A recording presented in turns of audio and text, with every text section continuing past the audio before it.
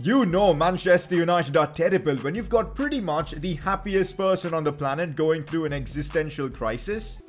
I'm really emotional right now, seriously, Dev, and it's difficult to break a mind like me. I'm a positive person, but I don't. Well, let's try. I don't promote the violence, but many people need like some good slap right now in this club. Yup, Patrice Evra, I think every United fan in the world feels your pain. Apart from the fact that Man United have had a shocking start to the Premier League season, off the pitch their transfer business has been pretty terrible. Yes, they did sign Van de Beek in this window, which I think is a very good transfer, but for some reason he does not start for them. They couldn't land Jadon Sancho, a play they've been chasing for God knows how long, and the signings of Alex Telles and Cavani on deadline day just scream panic buying. At the moment, Manchester United are 16th in the Premier League. That is right, 16th. How awful is that? And I guess that's why we're here to fix Manchester United. This is the series where we take a struggling club, which in this case is Manchester United, and we try to bring them to the very top of football. Just a quick refresher on the rules of this series. The goal is to win the Champions League. We can make any transfers required. We've got to simulate every single game. And of course, when we get to the Champions League final, that is a game we're gonna have to play. We also do have a time limit of 3 seasons to get the job done. If we don't, well, we fail the challenge. And also, let's not forget to make things harder, we're gonna set the transfer negotiations on strict. If you guys are enjoying the career mode content on the channel, I'd really appreciate you guys to drop a like on the video. That helps the channel grow. Subscribe if you are new around here for daily FIFA 21 career mode content, and also in the comments section do let me know what team we should fix next. The first thing we're going to do in today's Fixing Man United challenge is taking a look at the team we've got at our disposal. In terms of overall, this Manchester United team isn't all that bad. I mean, it's capable of winning the Premier League with maybe a few signings here and there. We may not require the 3 seasons, so let's hope that's the case. Anthony Martial, Bruno Fernandes, Rashford, Fred, Pogba. We may need to do something about Pogba because we can't have him playing CDM. He loses 6 ratings because of that, which is weird. Mason Greenwood, Wan-Bissaka, Maguire, Lindelof, Telles, De Gea in goal. We might need to do something about that defense. We've seen how bad Maguire can be. Of course, Edinson Cavani is on the bench. For some reason, he does not have a game face, which is weird because I think on the pitch, Cavani does have his real face. So that's a bit of a weird one. But the new squad update for career mode is out now. So players like Cavani, Telles are at their new clubs. We've got the new signing Van de Beek, Dan James, McTominay, Bailly, Luke Shaw, Henderson.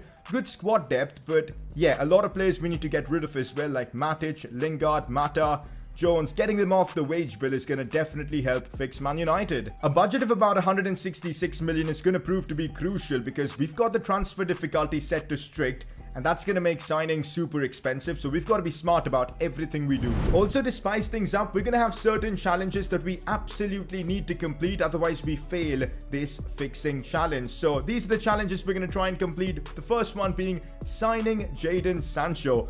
Man United failed to do that in real life. We're going to have to do it here in this video. Replace 2 first-team defenders. I think I already know which players I'm looking to get rid of.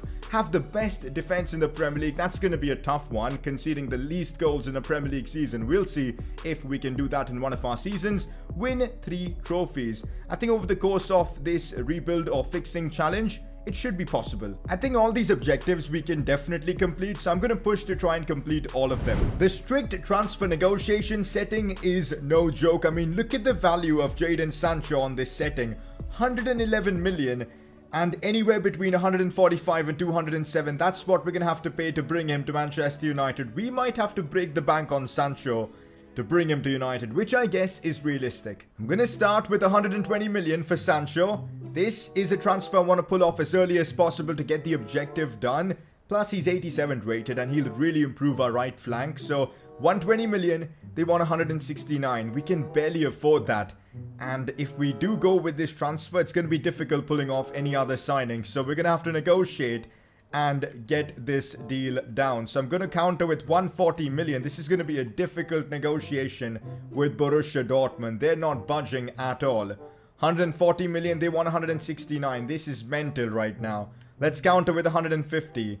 Come on, Dortmund, please. Just stop playing hardball. Give me Jadon Sancho. Come on, 150 million. And that works. We're paying 150 million for Jadon Sancho. That's insane. We're getting the contract negotiations sorted with Jadon Sancho, and it does look like he's going to accept this offer. He is, and there you go. We've signed Sancho. That's one of our objectives completed. He's gonna make the team 10 times better with the quality he has. We may have just blown pretty much our entire budget on one player. Hopefully it's worth it. So for now, we're gonna wait until we can sell a few players, some deadwood, generate some extra cash, and then we can go back into the market to make more signings. Also trying something interesting, and that's training Daniel James to be a left midfielder. Since we do have Sancho and Mason Greenwood in that position, this seems like the smart thing to do. Well, that was quick. I've just gone ahead and changed Daniel James's position to a left midfielder to give us more depth down that left side along with Marcus Rashford. Seems like the smart thing to do, and it's complete. So we've actually cleared out quite a bit of the deadwood at the club with Phil Jones, Nemanja Matic, Marcus Rojo, and even Jesse Lingard all being sold. And because of that, look at our transfer budget, about 70 million to spend. It's now time to improve that defense. Okay, now we've even managed to sell Juan Mata to RB Leipzig, so that gives us even more money to work with, which is absolutely perfect. 82.46 mil. That's good enough to bring in a couple of great defenders, I guess. I wanted to go absolutely massive with my centre-back signing because we need to replace that defense. Man United's defense with Maguire and Lindelof is chaos. Jose Maria Jimenez from Atletico Madrid is, I think, just what we need. You can't go wrong when you're signing a defender from Atleti. That's what they're made to do over there, to defend like absolute beasts, and that's why I think Jimenez is going to be amazing for us. For 70 million, we've sealed the deal. So I had an offer come in for Luke Shaw from PSG, and since we have Alex Telles as Man United's new signing, we've got Brandon Williams as well, I thought, you know what, I'll take the money and run so that we can invest that in like a centre-back. So seems like the smart thing to do. Okay, I may have gone for some really big plays. An offer came in for Harry Maguire, and we've got one objective to try and replace both our defenders. I thought, you know what, let's get rid of Harry Maguire. We'll take the 43 million from Arsenal and we'll reinvest that in like a world-class centre-back, because that is the play. We need to improve that Man United defense, and this cash is going to help us do exactly that. Look at that now. Our budget is upwards of 100 million. Yo, we've gone massive for our second centre-back as well, as I've brought in Kalidou Koulibaly from Napoli. Still can't believe no club went for him this summer. 105 million to seal the deal. We pretty much used the Maguire money to help us out with this one. He's a big player to have. 88 rated. Now, our both centre-backs are world-class. Jimenez and Koulibaly, that's one hell of a duo. You know what, now that I look at my team, we might just be able to wrap up this fixing challenge in like the first season. You never know, our team looks very capable now. I mean, I'm done with my transfers for this window, but look at the team we've built. Sancho, Koulibaly, Jimenez, I mean 3 massive signings. Imagine if Man United's board was swift and quick in the window, they could have really assembled a god squad, but we've done that now. It's now time to sim until January and see how our team performs. So obviously we are in the Champions League for this first season, and our group is difficult with PSG and RB Leipzig being the big dogs, so it's going to be difficult even just getting out of this group, but with the signings we've made, I reckon we've got enough in the tank to at least finish second, probably even first. So we've actually managed to top our group in the Champions League. That is a big surprise. I mean, up against Neymar and Mbappe, we've still managed to finish unbeaten in our Champions League group with 14 points, 3 more than PSG, fair enough. And in the round of 16, oh my god, we're up against Juventus and Ronaldo. The Premier League, things aren't going all that well for us, because Man City are absolutely killing it. 52 points after 21 games. We're far behind on 43. At least we're in the top 4, but we got to be pushing for more. So Marcus Rashford and Edinson Cavani have been the main source of goals for us. Fair enough. I guess Anthony Martial is not having the best of seasons. Okay, wait a minute. What am I seeing here? Submitted a transfer request. Anthony Martial isn't open to renew his contract terms because he submitted a request to move away from the club. This is going to make this January transfer window really interesting, because Martial may be leaving the club and we might need to replace him. I can't believe I've actually done this, but I've sold Anthony Martial to Spurs of all clubs, but they just came in with the cash. 100 million for Martial. I would normally never sell him, but he wanted to leave the club. I had literally no choice. The board wanted me to get rid of him, and well, 93 million now to find a replacement striker. Okay, so I might have to pull off a ridiculous transfer. I tried to bring in like a young, high-rated striker, but they're so expensive with this strict negotiations thing, because Lautaro isn't affordable, Haaland isn't affordable. It's pretty difficult, so I'm thinking, why not bring back Cristiano Ronaldo? I know he's old, I know that, but he's still 91 rated, and for a few seasons he'll be above like 87, 88 rated, so he'll be a great buy for us. For about 60 million, we can get this signing done. Cristiano Ronaldo returning to Man United. I know it's a storyline everybody loves. Let's make it happen. Not gonna lie, this was rather easy. All I had to do was offer 60 million and I've now signed Cristiano Ronaldo. Didn't expect it to be that simple, but there you go. Ronaldo is back at Manchester United. He gives us a fantastic chance to win the Champions League in our first season itself, because our team now is unbelievably high rated. We've done some great business all round. Oh my god, I completely forgot about this. Paul Pogba's contract was expiring and I forgot to renew it. Oh no, he's going to be joining Spurs at the end of this season. That's a bummer. So I'm not even kidding. We're done with deadline day. We're done with this window. And honestly, I feel like we've got the best chance ever to win the Champions League in our first season, because the team is unbelievably high rated. And it's going to get worse from here because Ronaldo is going to drop down in his rating. The same with maybe our defense as well. Pogba won't be there next season. So it's all or nothing for us this season itself. It's crazy to say it because I thought this was going to take us maybe 2 or 3 seasons. But I think we can do it here. All depends on how things go for us in the Champions League. So I think we've pulled off a masterclass by signing Cristiano Ronaldo from Juventus, because we've weakened them right before the Champions League round of 16. Let's take advantage of that. Oh wow, we've quick simmed this game, and in the first leg we've lost 1-0. Even with Cristiano Ronaldo, we had more shots, more possession. That's a real bummer. Second leg, we need to mount a comeback. Before that, we do have a cup final, the EFL Cup, the Carabao Cup final, which we do end up winning against Everton 1-0. So that's 1 trophy done. We were so dominant in this game. I mean, more shots. They had 0 shots. We had 61% possession. You love to see it. Can we turn things around in the second leg against Juventus? We've won 2-1, but on aggregate, I think we're out. Wow. 2-1 against them. Bruno Fernandes scored for us. But we didn't have enough. Ronaldo scored as well, but we didn't have enough in the tank to get the job done. And we're out of the Champions League in the round of 16 itself. Well, well, well.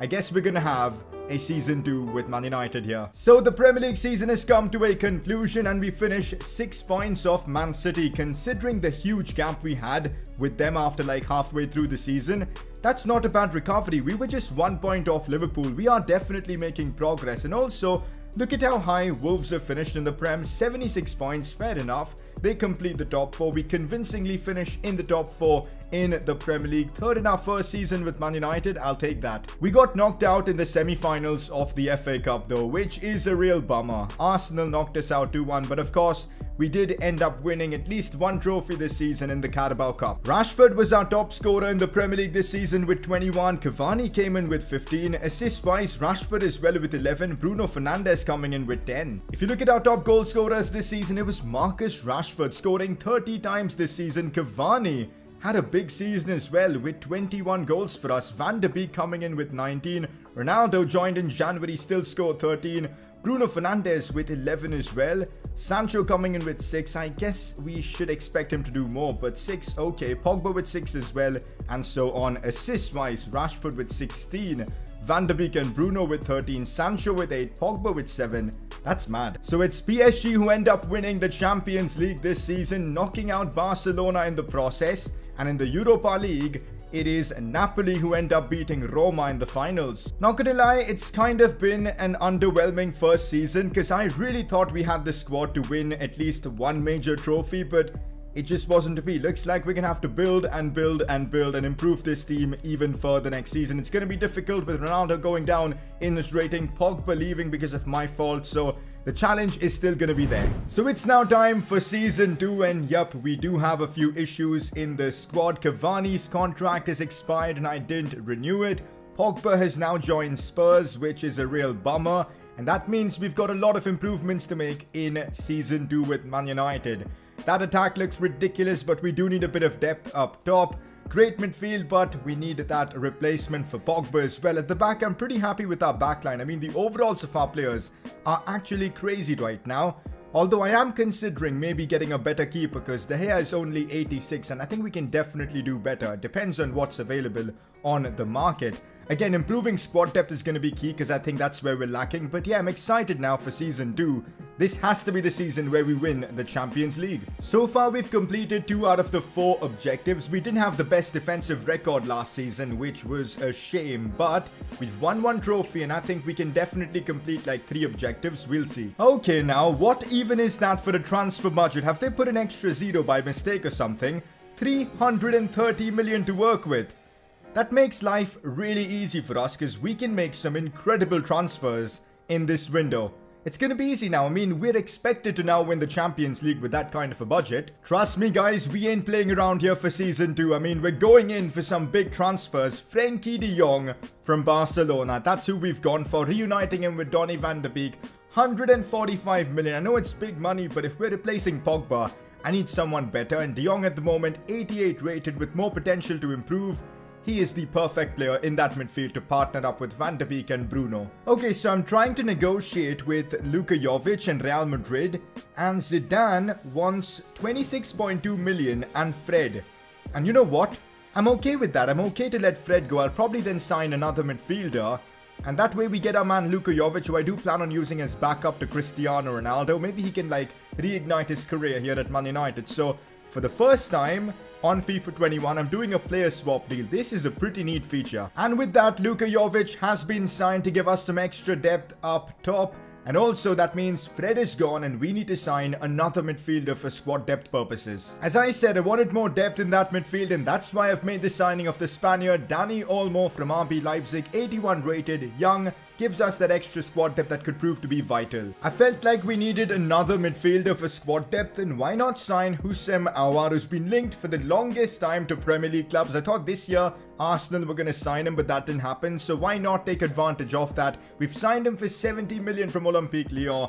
He's going to add much needed squad depth once again. So the transfer window has shut and honestly, I'm really happy with the squad we've got. We've replaced Paul Pogba really well. We've added much needed squad depth with Dani Olmo, Jovic and Aouar. The squad is looking amazing. Look at the ratings of some of the players, man. Sancho on 92.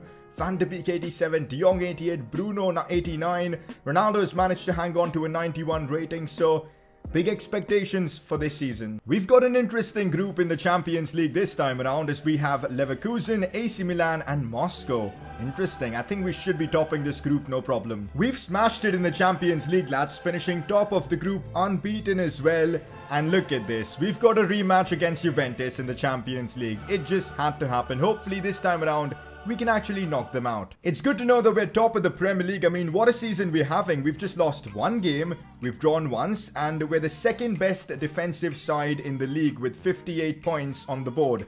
Liverpool, though, extremely close and giving us a tough title challenge. They're unbeaten so far, and they're a point behind us. Cristiano Ronaldo has stepped up this season for us. Top scorer in the Premier League at the moment with 13. Rashford and Sancho have come up clutch as well this season with 9 goals apiece. Assist-wise, we've got Bruno and Rashford doing bits. Although we do have 50 million in the bank, I am not keen on making any transfers in this window unless players are sold. I'm really happy with the squad we've got. How on earth has Ronaldo managed to go up in his rating? I have no idea, but as I was saying, pretty happy with the squad. Koulibaly's up to a 90, Rashford's 92, Sancho is 93, our best player in the team now. We're going to keep things as is and get into the Champions League. No more transfers. It's time for us to get revenge on Juventus. This time, I want to knock them out of the Champions League. Let's get it done. There's absolutely no way we're getting knocked out by Juventus this time around. Our team is too OP. 3-0 for us against them in the first leg, away from home as well. I think we've sorted our position for the quarterfinals. The second leg was just a formality. We do draw this game 2-all, but ultimately that's more than enough to send us through to the quarterfinals of this competition. Oh no, come on. Like, what are these draws? I mean, why are we getting difficult team after difficult team? I mean, we just faced Juventus and now it's PSG. This is going to be really hard. To be fair though, I think we do have the team that's good enough to knock out PSG. We're going to have to see, and well, we get ourselves a solid result in leg 1. beating them 2-1, but they do have the away goal. Frankie de Jong and Rashford scoring for us. 2-0 in the second leg as well against PSG. We've actually made light work of them, and there you go, job done. Manchester United through to the semi-finals of the Champions League. Okay, I think we have gotten ourselves pretty lucky in the Champions League semi-finals as we're up against Ajax. No excuses now. We've got to make it to the final. And it's a solid 2-0 win for us in the first leg. Van de Beek scoring against his former club. And it's a 3-0 win against Ajax at the Johan Cruyff Arena. And we've made light work of them, 5-0 on aggregate. We're through to the finals and we've got a chance to complete this challenge in our second season itself. We've got a chance to win our second trophy of the video as we take on City in the FA Cup final. I mean, come on, let's get it done. Manchester derby, 5-4 on penalties. That is so harsh. We've lost the FA Cup to City. Liverpool won the Carabao Cup this season. That's a bummer. Now we got to win the Premier League, otherwise we'll fail one of the objectives. Oh my god, there's stress here. This is so brutal. This is so brutal. We finish second in the Premier League behind Liverpool, who finished on 97 points, by the way. 97. Are you even kidding me? Wow. We finished on 94, which should give us the Premier League title in like a normal season, but fair enough, Liverpool. Spurs and Chelsea finished the top 4. Aston Villa finishing 6th. That's how the Premier League comes to an end.